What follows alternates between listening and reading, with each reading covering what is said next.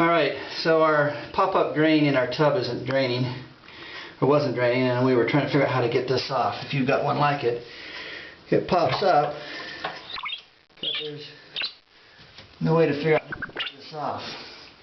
In fact, if you go out on the internet, there's a couple of internet videos that show people taking a screwdriver and turning this under here, and there's a screw. Well, ours didn't have that. But it does have a flat spot, and so I'm going to try to show you how this works. So it turns out it's a 9/16. You take a 9/16 wrench, you put it underneath here, you turn this around, and then it'll go in and lock. Then you had to get a pair of pliers. These are just standard pliers. Put on here, lefty-loosey, and turn it like that.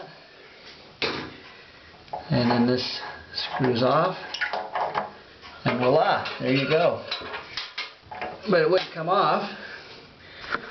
Turns out there's a little thing in here that requires a screwdriver. And it's not just a regular screwdriver, you got to get an oversized screwdriver, a large tipped one. And that goes right in there like that, and then left, that unscrews this. And there you go.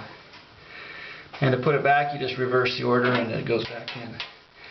Well, our drain wasn't draining primarily because of what we ended up pulling out of it. Hopefully this helps anybody else that's got the same issue.